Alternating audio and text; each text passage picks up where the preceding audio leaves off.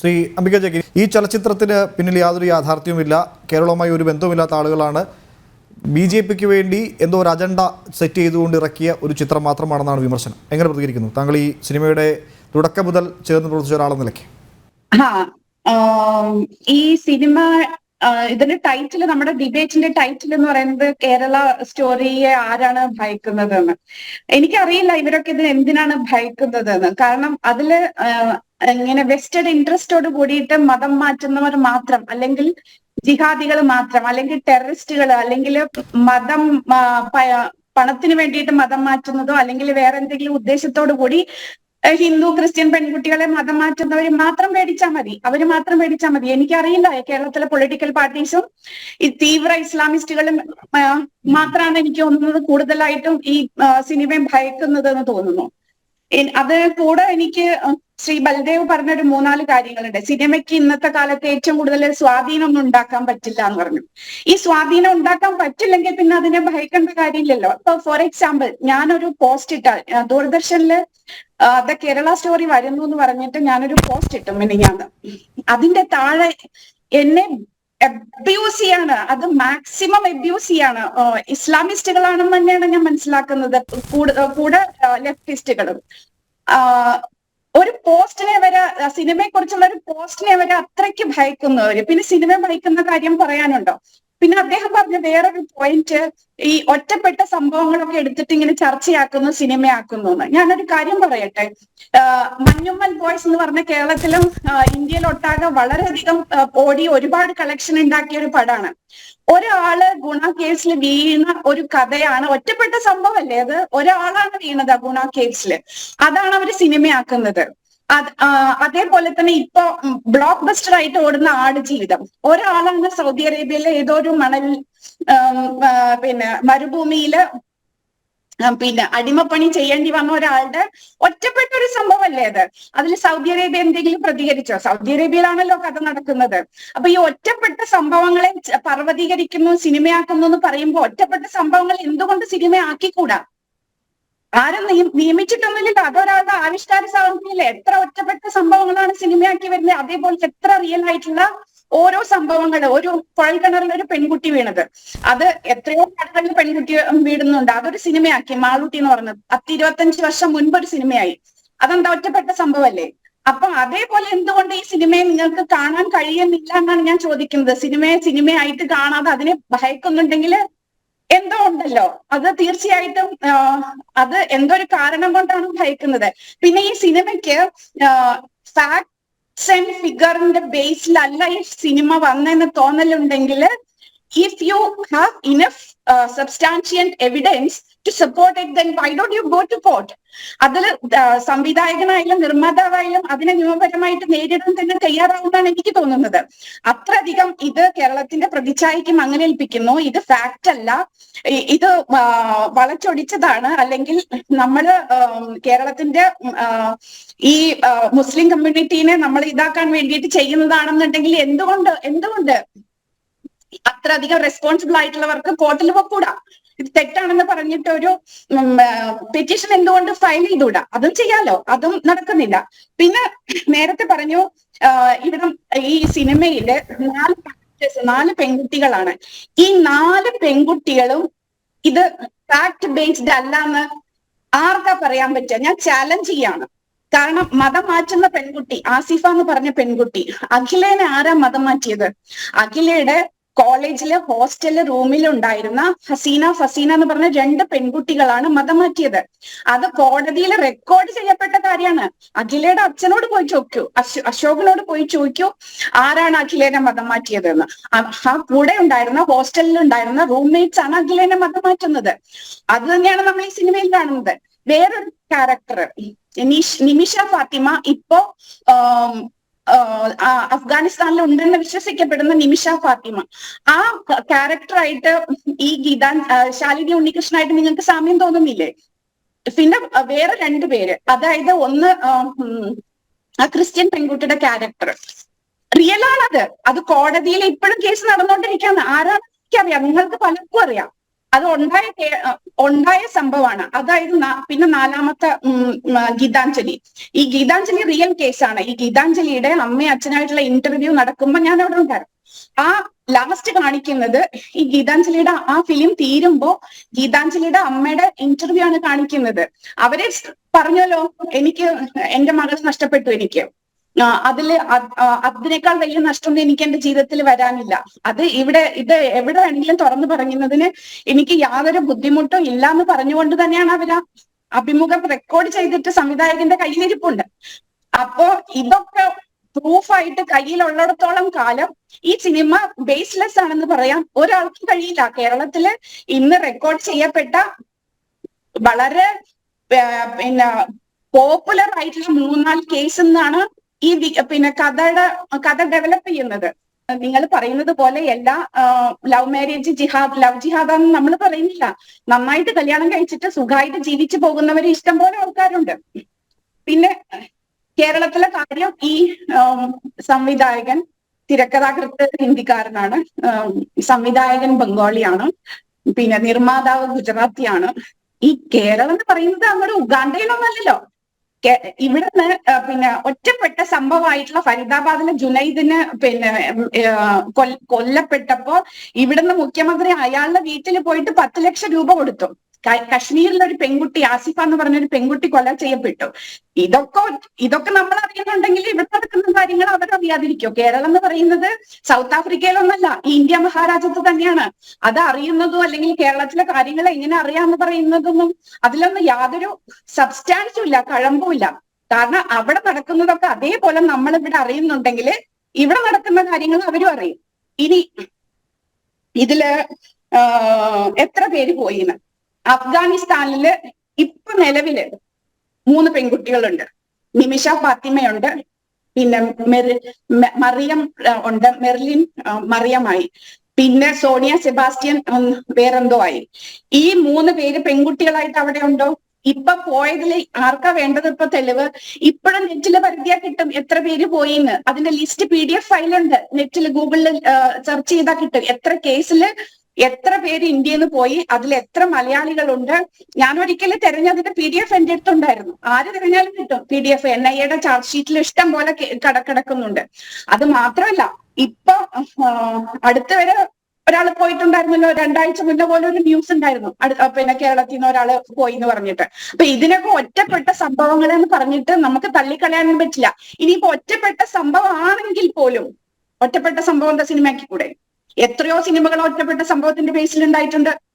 അപ്പൊ ഈ സിനിമ സത്യം പറഞ്ഞ ആർക്കൊക്കെയോ കണ്ണ് തുറപ്പിക്കുന്നു, അല്ലെങ്കിൽ ഏതൊക്കെയോ സമൂഹത്തിന്റെ സൊസൈറ്റിയുടെ ഒരു ഐ ഓപ്പണർ ആണെന്ന് പലർക്കും മനസ്സിലായി. അത് ബോധവൽക്കരിക്കപ്പെടുന്നുണ്ട്. ഇങ്ങനെ പോകുന്ന കുട്ടികള് അല്ലെങ്കിൽ ഇങ്ങനെ പോകുന്ന സമൂഹം, അവരുടെ മാതാപിതാക്കള് ബോധവൽക്കരിക്കപ്പെടുന്നുണ്ടെന്നും അവര് ചെയ്തുകൊണ്ടിരിക്കുന്ന കച്ചവടം, കൃഷി ഇനി നടക്കില്ല എന്ന് മനസ്സിലായപ്പോഴാണ് സത്യത്തില് ഈ ഒരു എന്താ പറയാ റെസിസ്റ്റൻസ് സൊസൈറ്റിയുടെ ഭാഗത്തുനിന്ന്, അല്ലെങ്കിൽ വെസ്റ്റഡ് ഇൻട്രസ്റ്റ് ആരാണോ ഇതിന്റെ പുറകില് പ്രവർത്തിച്ചു കൊണ്ടിരുന്നിരുന്നത് അവർക്കാണ് വേദനിക്കുന്നത്. അല്ലെങ്കിൽ പിന്നെ ആർക്ക് വേദനിക്കുമ്പോൾ മറ്റുള്ളവർക്ക് വേദനിക്കുന്നുണ്ട്. അപ്പൊ ലെഫ്റ്റിനും റൈറ്റിനും വേദനിക്കുന്നുണ്ട്. കാരണം എന്താ? ഇതിന്റെ പുറകിൽ പ്രവർത്തിച്ചവർക്ക് വേദനിക്കുമ്പോൾ അവർക്ക് വേദനിക്കും. അവരാണ് ഈ സിനിമയെ ഭയപ്പെടുത്തുന്നത്. ശ്രീ സ്റ്റാലിൻ സെബാസ്റ്റ്യൻ, മുൻപെങ്ങുമില്ലാത്ത തരത്തിൽ ക്രൈസ്തവ സഭയെ കടന്നാക്രമിക്കുകയാണ്. അതിന് ഇടതും വലതും ഒക്കെ ഒരേപോലെ മത്സരിക്കുകയാണ്.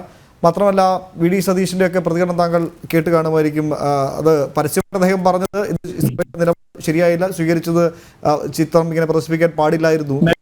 അതായത് മുൻപെങ്ങുമില്ലാത്ത തരത്തിൽ പ്രത്യേകിച്ച് ഇപ്പോൾ ഈ ഒരു തിരഞ്ഞെടുപ്പൊക്കെ അടുത്തിരിക്കുമ്പോൾ സഭാ നേതൃത്വത്തെയോ സഭയുമായി ബന്ധപ്പെട്ട ആളുകളെയൊക്കെ വിമർശിക്കുമ്പോൾ ഇടത് വലത് മുന്നണികളൊക്കെ വളരെ സൂക്ഷ്മതയിൽ കാണിക്കാറുണ്ട്. എന്നാൽ ഈ കേരള സ്റ്റോറിയുമായി ബന്ധപ്പെട്ട വിഷയം വന്നപ്പോൾ ആ സൂക്ഷ്മതയൊക്കെ മറികടന്നുകൊണ്ട് രൂക്ഷമായ ഭാഷയിലാണ് സഭാ നേതൃത്വത്തെയും സഭ സ്വീകരിച്ച നിലപാടിനെയൊക്കെ ഇടത് വലത് മുന്നണികളൊക്കെ വിമർശിക്കുന്നു. താങ്കൾ അങ്ങനെ നോക്കിക്കാണുന്നതിന്?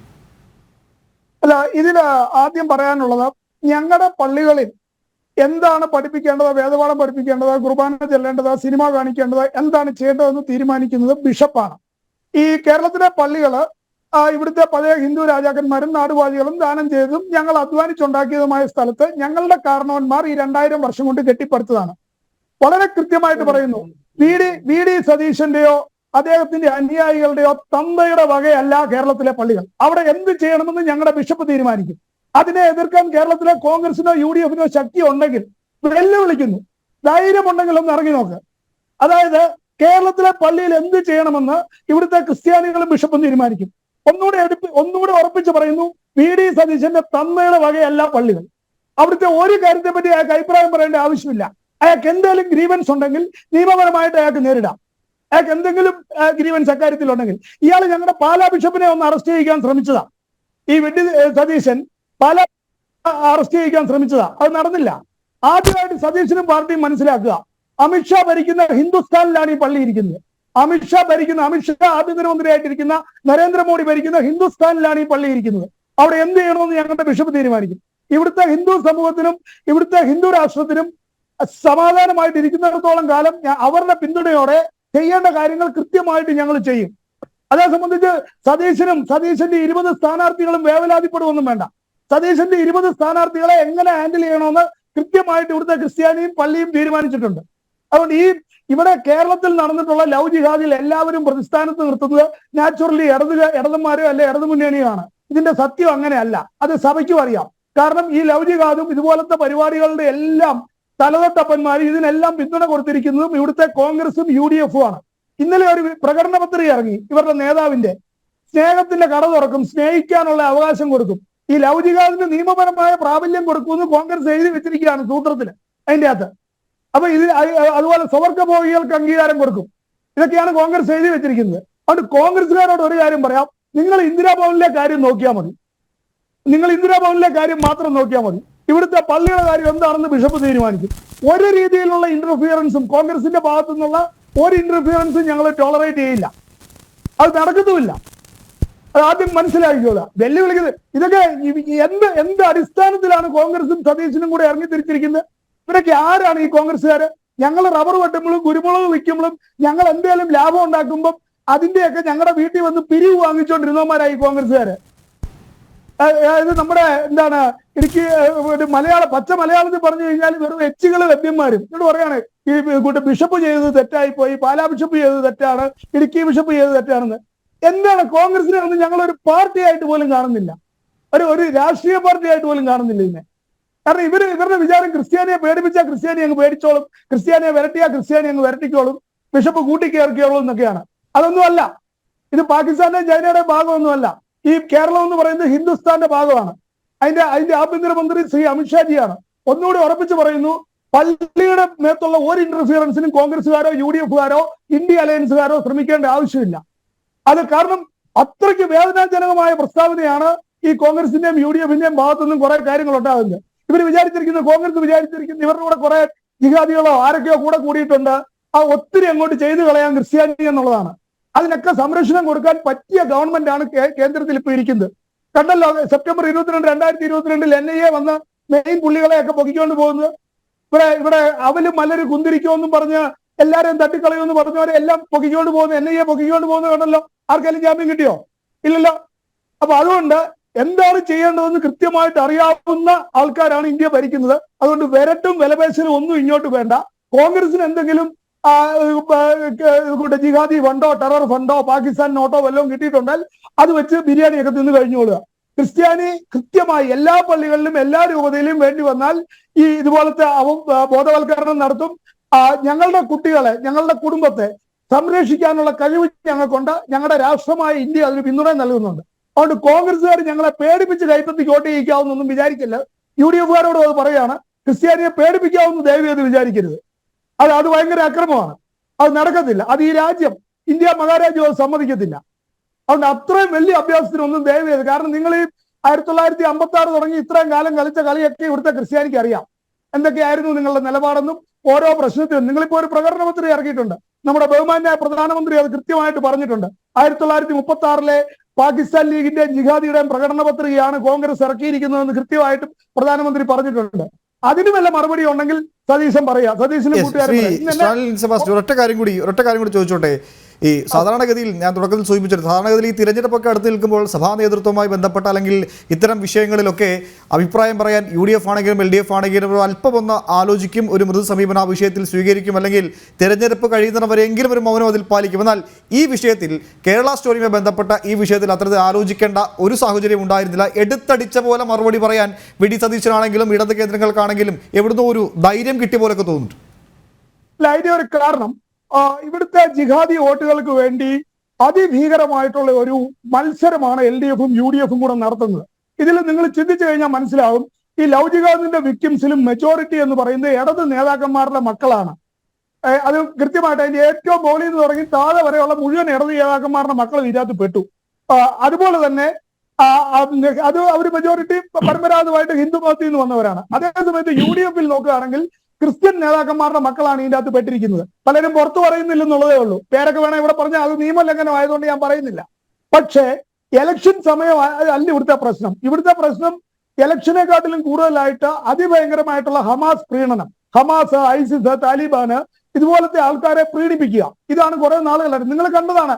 ഇന്ത്യ നിരോധിച്ച, ഇന്ത്യ എതിർക്കുന്ന ഹമാസിന് വേണ്ടി കേരളത്തിൽ നടന്ന കോലാഹലം എന്തൊക്കെയാണ് കോലാഹലം നടന്നത്. ഇന്ത്യ ഇസ്രായേലിന്റെ കൂടെയാണ് എന്നുള്ളത് കൃത്യമായിട്ട് പ്രധാനമന്ത്രി പറഞ്ഞു കഴിഞ്ഞു. ലോകം മുഴുവൻ അത് അംഗീകരിച്ചും കഴിഞ്ഞു.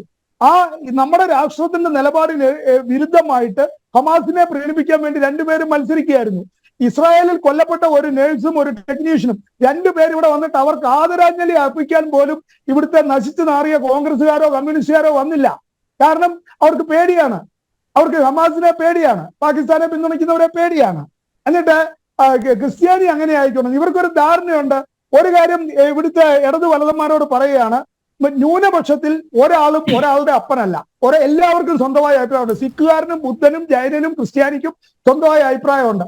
ഞങ്ങളുടെ അഭിപ്രായം വേറെ ആരും പറയണ്ട, അത് ഞങ്ങളുടെ ബിഷപ്പ് പറഞ്ഞോളും. അത് തെറ്റോ ശരിയോ ആയിക്കോട്ടെ, അത് ബിഷപ്പ് പറഞ്ഞോളും. അതിന്റെ അകത്ത് എന്തെങ്കിലും ഗ്രീവൻസ് ഉണ്ടെങ്കിൽ ഞങ്ങൾ അതിന് മുകളിലുള്ള ആൾക്കാരോട് പറഞ്ഞോളും. അതുകൊണ്ട് ബിഷപ്പിനെ കഴുത്തിന് പിടിക്കാം, ബിഷപ്പിനെ ഞെക്കാം എന്നൊന്നും ആരും, പ്രത്യേകിച്ചും കോൺഗ്രസ്സുകാരോട് കൃത്യമായിട്ട് പറയുന്നു, ആ മോഹം മടക്കി മനസ്സിലോട്ട് വെച്ചാൽ ഒരു കാരണവശാലും ക്രിസ്ത്യാനിയെയോ ബിഷപ്പിനെയോ ഞെക്കാം എന്നൊരു പ്ലാനുമായിട്ട് UDF-ഓ കോൺഗ്രസോ ഇറങ്ങിത്തിരിക്കേണ്ട. ക്രിസ്ത്യാനികളോടും എനിക്ക് പറയാനുള്ളത്, ഈ UDF-കാരൊക്കെ വീട്ടിലോട്ട് വരുമ്പം ഇത് എന്താണെന്ന് അവനോട് ചോദിക്കണം. ആ സ്ഥാനാർത്ഥിയോടും കൂടെ വരുന്നവനോടും ചോദിക്കണം, പള്ളിയിലെ കാര്യം നീയാണോടാ തീരുമാനിക്കുന്നത്, ഞങ്ങളുടെ പിള്ളേരെ എന്ത് പഠിപ്പിക്കണോ നീയാണോടാ തീരുമാനിക്കേണ്ടതെന്ന് ഇവിടുത്തെ കോൺഗ്രസ്സുകാരോടും UDF-കാരോടും ചോദിക്കാനുള്ള ധൈര്യം കൂടി ഇവിടെ ക്രിസ്ത്യാനി കാണിക്കണമെന്നാണ് ഞാൻ പറയുന്നത്. കാരണം ഇവിടെ നിയമം അനുസരിച്ച് കാര്യങ്ങൾ പോട്ടെ. ഇവർക്ക് എന്തെങ്കിലും തെറ്റ് ഞങ്ങളുടെ ഭാഗത്തുണ്ടെങ്കിൽ ഇവിടെ കോടതിയുണ്ട്, പോലീസുണ്ട്, കേന്ദ്ര ഗവൺമെന്റ് ഉണ്ട്, അവിടെയൊക്കെ പറയാം. വരട്ടരുത്, അത് മാത്രമേ വരട്ടരുത്. സൈഡിൽ കൂടെ സൂത്രത്തിൽ ഒന്ന് ഉപദ്രവിച്ചിട്ട് പോകാമെന്നൊന്നും ഈ കോൺഗ്രസ്സുകാരും സതീശനും ഒന്നും കരുതരുത്. അത്രയുള്ള അതിൻ്റെ അകത്തെ കാര്യം.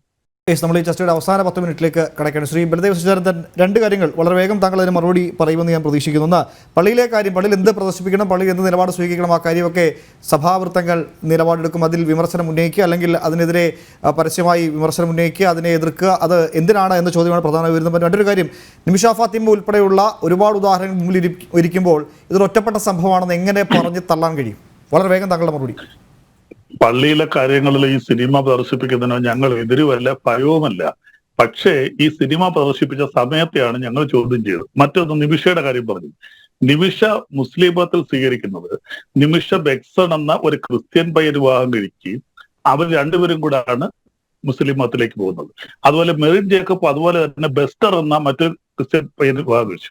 അവരാണ് മുസ്ലിം മതത്തിലേക്ക് തീർന്നു. പിന്നീട് അവർ ഐസൊക്കെ ആകും. പക്ഷെ ഇത് ഞാൻ പറഞ്ഞത്, ബഹുമാനപ്പെട്ട ശ്രീ അംബിക പറഞ്ഞതുപോലെ ഒറ്റപ്പെട്ട സംഭവങ്ങൾ സിനിമ 1980 ടവറിംഗ് ഇൻഫെർണോ എന്ന ഇംഗ്ലീഷ് സിനിമ, എന്താ ബൗണ്ടിയൊക്കെ ഒറ്റപ്പെട്ട കഥകളാണ്, ലോകപ്രശസ്തമായ സിനിമകളാണ്. പക്ഷെ അതിനകത്ത് സ്പെസിഫിക് ആയിട്ട് ആ ഒറ്റപ്പെട്ട കഥകൾ പറയുന്നു. ആടുജീവിതത്തിൽ എല്ലാ ഇന്ത്യക്കാരുടെ എന്ന് പറയുന്നില്ല, ഒറ്റപ്പെട്ട സംഭവമായിട്ട് തന്നെയാണ് സംഭവിക്കുന്നത്. വളരെ കുറച്ചു പേർക്ക് അങ്ങനെ സംഭവിക്കാം. പക്ഷെ ഇതിലങ്ങനല്ല പറയുന്നത്. ബഹുഭൂരിപക്ഷം വരുന്ന ഹിന്ദു യുവതികൾക്കും ഇങ്ങനെ സംഭവിക്കുന്നു എന്ന് ആ കഥയിൽ കൊണ്ടുവന്ന് ഒരു സന്ദേശം നിർത്തുന്നു. അതിനെയാണ് ഞങ്ങൾ എതിർക്കുന്നത്. പിന്നെ സോഷ്യൽ മീഡിയ വഴി, വാട്സാപ്പ് വഴിയൊക്കെ ശരിയാണ് ഒരുപാട് എതിർപ്പുകൾ വരുന്നുണ്ട്. സിനിമയേക്കാൾ കൂടുതൽ ഇന്ന് സ്വാധീനിക്കുന്നത് ശ്രീ അംബിക പറഞ്ഞതുപോലെ സോഷ്യൽ മീഡിയയിലും വാട്സാപ്പിലൊക്കെ നമ്മളെ തെറി വിളിച്ചുകൊണ്ടൊക്കെ ഒരുപാട് കാര്യങ്ങൾ വരുന്നുണ്ട്. ഒറ്റപ്പെട്ട സംഭവങ്ങൾ സിനിമകളാക്കുമ്പോൾ അത് അങ്ങനെ വേറിട്ട് നിൽക്കണം. ഞങ്ങൾ ഒരിക്കലും ഈ സിനിമയെ ഭയപ്പെടുന്നില്ല. ഈ സിനിമ ഈ കാലഘട്ടത്തിൽ ഇപ്പോഴാണോ ഇത് പ്രദർശിപ്പിക്കേണ്ടത്? അത് മാത്രമായിരുന്നു ഞങ്ങളുടെ ചോദ്യം. പലയിടത്തും ഈ സിനിമ പ്രദർശിപ്പിച്ചല്ലോ, അതിനൊന്നും ഞങ്ങൾ ഇതിലൊന്നുമില്ല. ഞങ്ങൾ ആരെങ്കിലും പറഞ്ഞോ ഭയമുണ്ടെന്ന്? ഞങ്ങൾക്ക് ആർക്കും ഇതിനകത്തൊന്നും യാതൊരു ഭയമില്ല. പിന്നെ ഒറ്റപ്പെട്ട സംഭവങ്ങളാണെങ്കിൽ എനിക്ക് ചോദിക്കാനുള്ളത്, ജമ്മു കാശ്മീരിലെ കട്വയിൽ ഒരു നാടോടി പെൺകുട്ടിയെ അവിടുത്തെ പോലീസുകാർ ഒന്നുകൊണ്ട് BJP-യുടെ നേതാക്കന്മാർ ബലാത്സംഗിച്ച ഒരു സംഭവമുണ്ട്. മാഡത്തിന് അറിയായിരിക്കുമല്ലോ. അത് എന്തേ ഒറ്റപ്പെട്ട അത് പർവ്വതീകരിച്ചൊരു സിനിമ ആക്കട്ടെ. ഞാനൊന്ന് പറഞ്ഞോട്ടെ, യുപിയിലൊരു അഹമ്മദ് അഖ്ലഖിനെ വീട്ടിൽ സൂക്ഷിച്ചത് ബീഫാണെന്ന് പറഞ്ഞുകൊണ്ട് അച്ഛന്റെ മക്കളുടെ മുന്നിലിട്ട് അടിച്ചു വന്നല്ലോ. അത് ഒറ്റപ്പെട്ട സംഭവം അല്ല. ഞാനിപ്പോ നിങ്ങൾ സിനിമ എടുത്തോളൂ, പക്ഷെ ആ സിനിമ എടുക്കുമ്പോൾ നിങ്ങൾക്കൊരു സോഷ്യൽ കമ്മിറ്റ്മെന്റ് ഉണ്ടായിരിക്കും. ഇത് നിങ്ങൾ ചെയ്ത ആ സോഷ്യൽ കമ്മിറ്റ്മെന്റിലല്ല, അത് സമൂഹത്തെ മൊത്തത്തിൽ. ഇപ്പോൾ ഞാൻ ഒന്നുകൂടെ ചോദിച്ചോട്ടെ, ഹിന്ദു സ്ത്രീകളെ, പാവപ്പെട്ട ഹിന്ദു സ്ത്രീകളെ നമുക്കറിയാം, നമ്മുടെ നാട്ടിൽ വടക്കേറ്റ് നിന്ന് പലരും വന്ന് സ്ത്രീധനം വായിക്കാതെ വിവാഹം കഴിച്ചു. എത്രയോ പെൺകുട്ടികളുടെ കഥ ബോംബെയിലെ സ്ട്രീറ്റിൽ ഒതുങ്ങി. ഒറ്റപ്പെട്ട സംഭവമാണത്.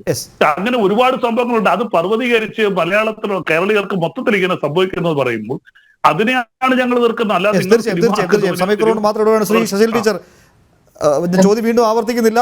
ബലദേവ് പറഞ്ഞത് ടീച്ചർ കേട്ട് കാണുമെന്ന് വിചാരിക്കുന്നു. മറുപടി വളരെ വേഗം വേണം. എന്താ പറയണ്ടെന്ന് കേട്ടില്ല. ഇതൊന്നും ഒരു ഒറ്റപ്പെട്ട സംഭവങ്ങൾ എങ്ങനെ പർവ്വതീകരിക്കുന്നു? അതിന് ചില രാഷ്ട്രീയ താല്പര്യങ്ങളുണ്ട്. ഇത്തരം സംഭവങ്ങൾ അത് മുന്നോട്ട് വെക്കുന്ന, അല്ലെങ്കിൽ ഈ ചലച്ചിത്രമൊക്കെ മുന്നോട്ട് വെക്കുന്ന പ്രമേയം, അതൊക്കെ ഇത്തരത്തിൽ ചർച്ച ചെയ്യേണ്ടതല്ല. മാത്രമല്ല ഇത് അവതരിപ്പിച്ച സമയം അത് തെറ്റായിപ്പോയി. ഒറ്റപ്പെട്ട സംഭവങ്ങൾ പർവ്വതീകരിക്കുന്നു എന്നുള്ളത് ഒരു ഇടതുപക്ഷ പ്രതിനിധി പറയുമ്പോൾ സത്യം പറഞ്ഞാൽ ചിരി വരുന്നുണ്ട്. കാരണം ഇപ്പൊ ഈ അദ്ദേഹം പറഞ്ഞ കാര്യങ്ങളൊക്കെ തന്നെ ഗോവധം നിരോധിച്ച ഒരു സ്ഥലത്ത് അതും ഗോമാംസമാണോ വിഷയം എന്നറിയാത്ത കാര്യങ്ങൾ പോലും നമ്മളത് സ്ഥാപിച്ചുകൊണ്ട് ഇവിടെ അവിടെ എല്ലാവരും പശുവിന്റെ പേരിൽ തല്ലിക്കൊല്ലുന്നവരാണേ എന്ന് പറഞ്ഞ് ആർത്ത് വിളിക്കുന്നവരാണ്. കേരളത്തിൽ ഇവിടെ നടക്കുന്ന നമുക്ക് തൊട്ടറിയാവുന്ന, നമുക്ക് പൾസറിയാവുന്ന കാര്യങ്ങൾ ഒറ്റപ്പെട്ട സംഭവമാണ് എന്ന് പറയുന്നത്. ഇവിടെ സത്യം പറഞ്ഞാൽ എല്ലാവരും കണ്ണടച്ചിരുട്ടാക്കാണ്. എത്രയോ ഇടതുപക്ഷത്തിന്റെ ആളുകള്, ശരിക്കും പറഞ്ഞാൽ ചുമതലയുള്ള ആളുകള് പല കേസുകളും ഞങ്ങളെ പോലുള്ളവരെ വിളിച്ചു പറയാറുണ്ട്. കാരണം അവരുടെ സംഘടനയ്ക്ക് അത്തരം കാര്യങ്ങൾ ഏറ്റെടുക്കാൻ സാധിക്കില്ല. അതുകൊണ്ട് തന്നെ ഈ ലവ് ജിഹാദ് പോലുള്ള കാര്യങ്ങൾ വന്നു കഴിഞ്ഞാൽ അവർ സമീപിക്കുന്ന ഹൈന്ദവ സംഘടനകളെയാണ്. അതുകൊണ്ട് തന്നെ ഇതിന്റെ നേരറിവുകൾ ഞങ്ങൾക്കാണുള്ളത്. അത് തന്നെയാണ് ക്രൈസ്തവ സഭകളുടെയൊക്കെ അവസ്ഥ. കാരണം അവരുടെ അടുത്ത് ഇത്തരം കാര്യങ്ങൾ നേരിട്ടെത്തുകയും ഈ കണ്ണീരും ഈ യാതനയും വേദനയും അവരാണ് ഇത് ആദ്യം ഏറ്റുവാങ്ങുന്നത്. ഒരിക്കലും രാഷ്ട്രീയക്കാർക്ക് ഇത് അറിഞ്ഞാലും അവർക്ക് ഇത്തരം ഒരു വിഷയം എടുത്താൽ അവരുടെ കയ്യിൽ വോട്ട് പോകും. അത് പേടിച്ചുകൊണ്ട് തന്നെ അവർ ഉടനെ പന്ത് ഒന്നുകിൽ ഹിന്ദുവുമായി ബന്ധപ്പെട്ടതാണെങ്കിൽ ഹൈന്ദവ സംഘടനകളെ അറിയിക്കും, ക്രിസ്ത്യാനിയുമായി ബന്ധപ്പെട്ടതാണെങ്കിൽ ക്രൈസ്തവ സഭകളിലേക്ക് തട്ടിക്കൊടുത്തുകൊണ്ട് അവർ സ്റ്റേജിലേക്ക് ഓടും. മതേതരത്വത്തെ പറ്റി പറയാനും അല്ലെങ്കിൽ ജിഹാദ് എന്നൊന്നും ഇല്ല എന്ന് പറയാനും കേരളത്തിൽ തീവ്രവാദമേ ഇല്ല എന്നൊക്കെ പറഞ്ഞുകൊണ്ട് കയ്യടിയും വോട്ടും നോട്ടും വാങ്ങാൻ വേണ്ടി അവർ വേദികളിലേക്ക് ഓടുമ്പോൾ അവർ പിന്നിൽ ഇത് ഉറപ്പിച്ചാ പോകുന്നത്. തങ്ങളുടെ ബന്ധുക്കളെ അല്ലെങ്കിൽ തങ്ങളുടെ സുഹൃത്തുക്കളെ രക്ഷിക്കാൻ ഇവിടെ ഹൈന്ദവ സംഘടനകളോ ക്രൈസ്തവ സഭകളോ ഉണ്ട് എന്നുള്ള വിശ്വാസത്തിലാണ് പോണത്. എത്ര നാള് നമ്മളിങ്ങനെ കണ്ണടച്ചിരുട്ടാക്കും? ഇത് കേരളത്തിൽ നാളെ നിലനിന്ന് പോകണ്ടേ? കാശ്മീരിന്റെ ഒരു അവസ്ഥയിലേക്ക് കേരളം പോയാൽ പറ്റുമോ? അപ്പൊ അതുകൊണ്ട് തന്നെ കണ്ണു തുറപ്പിക്കാൻ സിനിമയാകട്ടെ സാഹിത്യമാകട്ടെ അതൊക്കെ ഉപയോഗിച്ചേ മതിയാകുള്ളൂ. എന്തുകൊണ്ട് ഈ സമയം എന്ന് ചോദിച്ചു. ക്രൈസ്തവ സഭയെ സംബന്ധിച്ചിടത്തോളം അവരിപ്പോ ഈ വെക്കേഷൻ ക്ലാസ്സുകൾ നടത്തുന്ന സമയമാണ്. അപ്പൊ അവര് ആ സമയം തെരഞ്ഞെടുത്താൽ അവരെ കുറ്റപ്പെടുത്താൻ പറ്റുമോ? അവര് സൺഡേ സ്കൂളിൽ എന്ത് പഠിപ്പിക്കുന്നുവെന്നും ബാലഗോകുലത്തിൽ എന്ത് പഠിപ്പിക്കുന്നുവെന്നും ഇവിടുത്തെ രാഷ്ട്രീയക്കാർ തലതല്ലി ചിന്തിക്കുകയും അതിനെപ്പറ്റി ഘോരഘോരം പറയുകയും ചെയ്യുമ്പോൾ ഇവിടെ മറ്റൊരു വിഭാഗം മതം പഠിപ്പിക്കുന്നുണ്ട് മദ്രസകളില്. അവിടെ എന്താണ് പഠിപ്പിക്കേണ്ടത്? ഇവിടെ മദ്രസ അല്ലാതെ ഔദ്യോഗിക വിദ്യാഭ്യാസത്തിന്റെ ഭാഗമായി 2ാം ക്ലാസ്സിലെ ഒരു കുട്ടിയോട് ഒരു ഇസ്ലാമിലേക്ക് മതം മാറി വന്നാൽ ആദ്യം ചെയ്യേണ്ടത് എന്താണ് എന്ന് പാഠപുസ്തകത്തിൽ മറ്റേ ചിത്രസഹിതം വെച്ചുകൊണ്ട് ചോദിച്ചിട്ടുള്ളത് നമ്മൾ കണ്ടതാണ്. ഇത് ഔദ്യോഗിക വിദ്യാഭ്യാസത്തിന്റെ ഭാഗമായിരുന്നു. അത്തരം കാര്യങ്ങൾ ചർച്ച ചെയ്യാൻ തന്റെ ഇടം ഇല്ലാത്തവരാണ് സൺഡേ സ്കൂളിൽ എന്ത് പഠിപ്പിക്കുന്നു, ബാലഗോകുലത്തിൽ എന്ത് പഠിപ്പിക്കുന്നു എന്നൊക്കെ തലപുകഞ്ഞ് ചിന്തിക്കുന്നത്. അപ്പോ ഈ വോട്ടിന്റെയും നോട്ടിന്റെയും ഒക്കെ അവസ്ഥയ്ക്ക് അപ്പുറത്ത് നിന്ന് കേരളത്തിന്റെ യാഥാർത്ഥ്യങ്ങളെ കാണുക. അത് ഈ പറഞ്ഞ പോലെ മുസ്ലിം സമൂഹം മുഴുവൻ ഉത്തരവാദികളാണെന്നോ ആ സമൂഹം മുഴുവൻ ചെയ്യുന്നുവെന്നോ ആർക്കും അഭിപ്രായമില്ല. പക്ഷേ അവര് മുഴുവൻ രക്ഷയ്ക്ക് എത്തുമ്പോഴാണ് നമുക്കൊക്കെ സംശയം. ഇപ്പൊ ഹാദിയയുടെ കേസിൽ നമ്മൾ കണ്ടു. ഹാദിയയുടെ കേസിന് കപിൽ സിബലിന്റെ ഫീസ് കൊടുക്കാൻ വേണ്ടിയിട്ട് ഒരു വെള്ളിയാഴ്ച ഉച്ചനേരത്ത് നിസ്കാരത്തിന്റെ ജുമാ നിസ്കാര വേളയില് കേരളത്തിലെ എല്ലാ പള്ളിയിൽ നിന്നാണ് പണപ്പിരിവ് നടത്തിയത്. എന്നിട്ടാണ് 1 കോടിയോളം രൂപ 15 മിനിറ്റ് കൊണ്ട് 1 കോടിയോളം രൂപ എടുത്തിട്ടാണ് ഹൈക്കോടതി വിധിയെ സുപ്രീം കോടതി പോയി തിരുത്തിയത്. ഹൈക്കോടതി വളരെ സത്യസന്ധമായി ആ കുട്ടി ചെന്ന് ചെല്ലാൻ പോകുന്ന ആപത്തിനെ പറ്റി മനസ്സിലാക്കിയാണ് ഹൈക്കോടതി വിധിച്ചത്. ഇപ്പൊ നമുക്കറിയാം ആ കല്യാണം എവിടെ എത്തി എന്നുള്ളത്, എന്തിനു വേണ്ടിയായിരുന്നു ആ കല്യാണം എന്നും ആ കല്യാണം എവിടെ എത്തിയെന്നും ആ കുട്ടി ഇപ്പൊ ആരുടെ സംരക്ഷണയിലാണ് എന്നൊക്കെ നമുക്കറിയാം. ഇത് വളരെ വ്യക്തമായി കണ്ടുകൊണ്ടാണ് ഹൈക്കോടതി വിധിച്ചത്. അന്ന് ഹൈക്കോടതിക്കെതിരെ തെറി പറയും, ഹൈക്കോടതി എന്താന്ന് പറയുക, ഹൈക്കോടതിയുടെ മുന്നിൽ ഒരു യുദ്ധസമാന അന്തരീക്ഷം ഉണ്ടാക്കുകയും അതിനുശേഷം കാശിന്റെ ബലത്തില്, കാശ് കിട്ടിയാൽ എന്തും ബാധിക്കുന്ന കപിൽ സിബലിന്റെ ബലത്തില് പോയാണ് സുപ്രീം കോടതിയിൽ ഈ അഖിലയെ ശാശ്വതമായി ഹാദിയയാക്കി മാറ്റി കൊടുത്തത്. ഇതൊക്കെ നമുക്ക് മുന്നിൽ കാണുന്ന യാഥാർത്ഥ്യങ്ങളാണ്. ഇനിയെങ്കിലും കണ്ണു തുറന്നില്ലെങ്കിൽ സ്വന്തം വീട്ടിലേക്ക് ഈ അപകടം എത്തുമ്പോഴെങ്കിലും കണ്ണു തുറക്കാൻ പിന്നെ പറ്റില്ല. കാരണം കണ്ണീരുകൊണ്ട് ഒന്നും കാണാത്തൊരവസ്ഥയുണ്ടാകും. അത്തരം ഒരു സ്ഥിതി ആർക്കും വരരുത് എന്നുള്ളത് കൊണ്ട് തന്നെയാണ് ഇപ്പൊ ഞങ്ങളെയൊക്കെ വർഗീയവാദികൾ എന്ന് പറഞ്ഞാലും കുഴപ്പമില്ല, എന്ത് തന്നെ പേര് പറഞ്ഞാലും ഇത് അഡ്രസ് ചെയ്യാൻ ഞങ്ങൾ തയ്യാറാകുന്നത് സമാജത്തിന് വേണ്ടി. തീർച്ചയായും. അദ്ദേഹത്തിന് ഒരു ചോദ്യത്തിന് ഉത്തരം പറഞ്ഞോട്ടെ ഞാൻ. വളരെ വേഗം ശ്രീ അംബിക, നമുക്ക് 1 മിനിറ്റ് കൂടെ മാത്രം ശേഷം വളരെ വേഗം മറുപടി പറയാം. അദ്ദേഹം പറഞ്ഞു നിമിഷ കല്യാണം കഴിച്ചത് ക്രിസ്ത്യാനിയാണെന്ന്. നിമിഷയ്ക്ക് ഒരു കാമുകൻ ഉണ്ടായിരുന്നു. അയാള് ഈ കുട്ടീനെ 1 പ്രാവശ്യമോ 2 പ്രാവശ്യമോ ഗർഭിണിയാക്കി. എന്നിട്ട് മതം മാറിയ കല്യാണം കഴിക്കാന്ന് പറഞ്ഞു. മതം മാറിയിട്ടും കല്യാണം കഴിച്ചില്ല, ഉപേക്ഷിച്ചു. അപ്പൊ മതം മാറി വന്ന ഒരാളെ കല്യാണം കഴിക്കേണ്ടി വന്നു. നമ്മുടെ മാധവിക്കുട്ടി പറഞ്ഞിട്ടുണ്ട്, 1 പ്രാവശ്യം അകത്ത് കയറിയാൽ പുറത്ത് കടക്കാൻ പറ്റാത്തൊരു ട്രാപ്പാണ് അതെന്ന്. അത് തന്നെയാണ് നിമിഷയ്ക്കും പറ്റിയത്. 1 പ്രാവശ്യം ഇതൊരു വാൽവാണ്. ഈ മതപരിവർത്തനം, ഇസ്ലാമിലേക്കുള്ള മതപരിവർത്തനം ഒരു വാൽവാണ്. അങ്ങോട്ട് കേറാനേ പറ്റുള്ളൂ. അവിടുന്ന് ഒരിക്കലും തിരിച്ച് ഒരു രക്ഷപ്പെടലില്ല. അതുകൊണ്ട് തന്നെയാണ് നമ്മൾ അതിനെ എതിർക്കുന്നതും. നല്ലതെല്ലാം തോന്നിക്കഴിഞ്ഞാൽ പുറത്തു കിടക്കാൻ ഒരു അവസ്ഥ വേണമല്ലോ, അത് സംഭവിക്കുന്നില്ല. നിമിഷയുടെ കാര്യത്തിൽ അത് തന്നെയാണ് സംഭവിച്ചത്. ഞാനൊരു പോയിന്റ് കൂടെ പറഞ്ഞോട്ടെ. അതായത് ഇന്ന് 24 മണിക്കൂറായിട്ട് കേരളത്തിലെ 5-6 മീഡിയകൾ വളരെ മോശമായ രീതിയിൽ സഭ എന്തോ വലിയ തെറ്റ് ചെയ്തു, ക്രിസ്ത്യാനി എന്തോ വലിയ തെറ്റ് ചെയ്തു എന്നുള്ള രീതിയിൽ കിടന്ന് അലറുകയും അമറുകയും മുക്കറയിടുകയൊക്കെ ചെയ്യുകയാണ്. പേര് പറയുന്നതിലും എനിക്ക് വിരോധമില്ല. ഏഷ്യാനെറ്റ്, മാതൃഭൂമി, മനോരമ, ഇങ്ങനെ ഏകദേശം 15ഓളം ലൈവ് ചാനലുകളും മറ്റു മീഡിയയും ചേർന്ന് ക്രിസ്ത്യാനിയെ അങ്ങ് ഞെക്കിക്കളയും വിരട്ടിക്കളയും എന്നുള്ള രീതിയിലുള്ള പ്രക്ഷേപണങ്ങൾ നടത്തുകയാണ്. ഇതും അപലപിക്കപ്പെടേണ്ടതാണ്. ഞങ്ങൾക്ക് ഇവിടെ സ്വാതന്ത്ര്യമുണ്ട്. ആ നിയമപരമായ കാര്യങ്ങളെ ക്രിസ്തീയ സഭകൾ ചെയ്യുന്നുള്ളൂ. അതിന്റെ അപ്പുറത്ത് എന്തെങ്കിലും ഉണ്ടെങ്കിൽ ചൂണ്ടിക്കാണിക്കാം. അതുകൊണ്ട് മീഡിയ എല്ലാം കൂടെ ഒച്ചയിട്ട് വരട്ടും എന്നുള്ള ഒരു നിലപാട് ഞാൻ മേൽപ്പറഞ്ഞ മീഡിയകളെ എടുക്കുകയാണ്. അതിനെ കൂടെ കൃത്യമായിട്ട് ക്രിസ്തീയ സമൂഹത്തിന്റെ പേരിൽ വ്യക്തമായിട്ട് അപലപിക്കുകയാണ്. മീഡിയ ന്യൂട്രാലിറ്റി പാലിക്കണം. അല്ലാതെ മീഡിയ എവിടുന്നെങ്കിലും ഫണ്ട് വരുന്നുണ്ടെന്നും കരുതി അല്ലെങ്കിൽ അവരുടെ വ്യൂവർഷിപ്പിന് വേണ്ടി ഈ കേരളത്തിലെ ഇടത് വലത് മീഡിയകൾ കാട്ടിക്കൂട്ടുന്ന അക്രമം ഇതിലും വലുതാണ്. ഇതിനൊക്കെ ചൂട്ടുപിടിക്കുന്നത് അവരാണ്.